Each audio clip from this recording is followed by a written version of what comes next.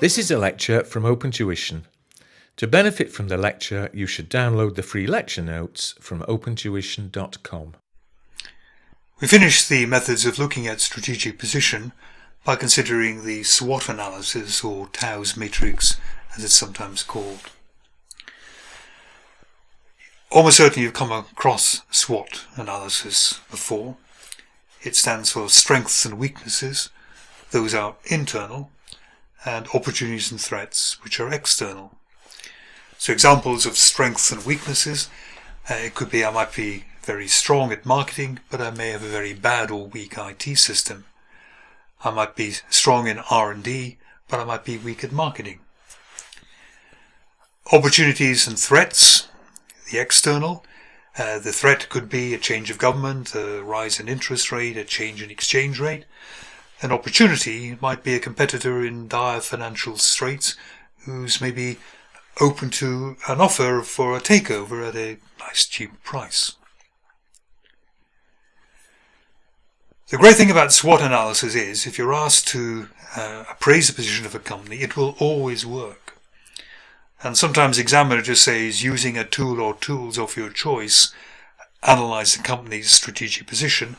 SWOT will always work. So it is a fallback, and not to be by any means shunned, but I would say that the examiner does complain sometimes of being swatted to death, because it's the only thing anyone ever does. And certainly if the question says using a tool or tools of your choice, I would take the hint and try and use more than one. So if you're doing a pastel analysis, this is the external macro environment, then of course that pastel would actually feed some ideas into the opportunities and threats. If you're looking perhaps at the M words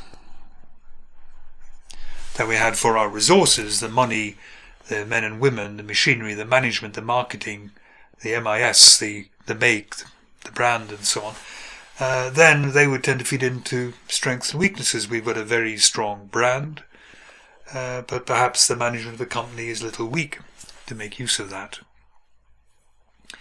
The great thing about setting it out in this particular matrix, strengths and weaknesses across the top, opportunities and threats down the side, is it should be provoking us to action.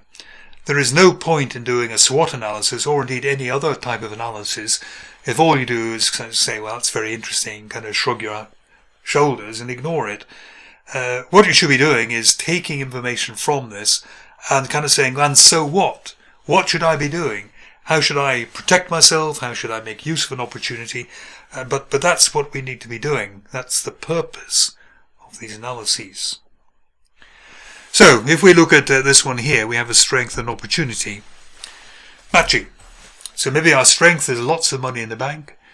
Maybe the opportunity is a competitor who is in hard times, maybe ripe for a takeover. That's a marriage made in heaven, really. We can use our money to take over that competitor. Another example, maybe there's an opportunity to open in a developing country, and our strength is we've got very good international marketing, a lot of experience in working abroad. Again, that's probably going to work. We have the internal strength, which is just right to make use of the opportunity. If you go to the next one here, a weakness matched to an opportunity. This could be like seeing a competitor in a bad financial state. We'd like to take them over, but we have no money. And if we have no money, we can't do it. So what we have to do is either not do that strategy at all, not make use of that opportunity, or what we have to do is to make good the weakness, find the money, perhaps have a rights issue or try to borrow from the bank to allow us to take that company over.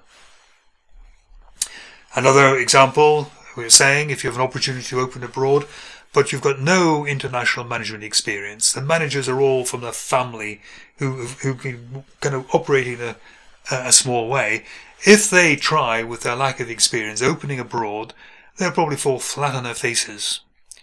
What we need is a way round it, a way to repair the weakness, maybe by recruiting a skilled marketing manager, or maybe by entering into some sort of distribution or franchise agreement with a company which is already operating in a foreign country so they can help us.